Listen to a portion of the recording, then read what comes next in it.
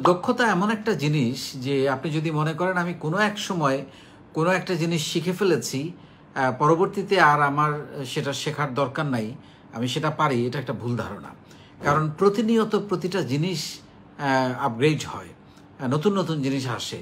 So আপনাকে নতুন নতুন জিনিস আসে মানে আপনাকে নতুন নতুন জিনিস শিখতে হবে। তার মানে আপনার এন্টায়ার ক্যারিয়ার লাইফে আপনাকে প্রতিনিয়ত আপনাকে শিখতে হবে, প্রশিক্ষণ নিতে হবে। আপনি যদি চিন্তা করেন যে আমি কোনো এক সময়ে কোনো একটা বিষয়ে প্রশিক্ষণ নিয়েছি, আপনার বোধহয় আর কিছু দরকার নাই, মানে ওই বিষয়ে আর প্রশিক্ষণ নেওয়ার দরকার নেই, এটা খুবই ভুল ধারণা। আমি যদি একটা উদাহরণ দেই, আমরা এক সময় কলেজে বা ইউনিভার্সিটি লাইফে আমরা যখন পাওয়ার পয়েন্ট শিখেছি, আজকে চিন্তা করেন পাওয়ার পয়েন্টের কত রকমের নতুন নতুন ফিচার এসছে।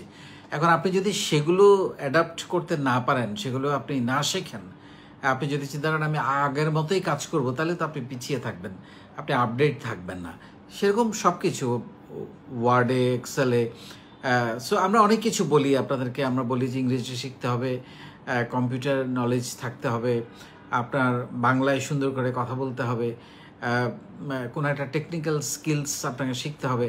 সো যেটাই আসুক না আপনার সামনে, leadership skills, communication skills, emotional intelligence, এরকম অনেক কিছু এখন এসে গেছে যেগুলো আপনাকে শেখা দরকার, প্রতিনিয়ত শেখা দরকার। আপনি এটা কখনো ভাববেন না যে আমার শেখা হয়ে গেছে, কারণ প্রতিনিয়ত নতুন নতুন জিনিস আসছে।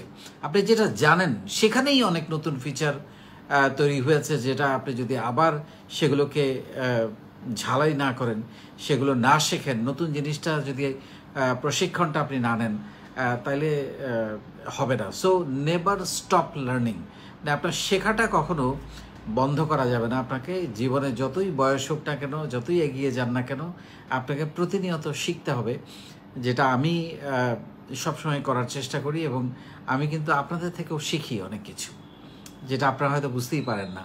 অনেক কিছু আমি জানার চেষ্টা করি, বোঝার চেষ্টা করি, এবং সেই অনুযায়ী আমি অনেক পরিকল্পনা তৈরি করি।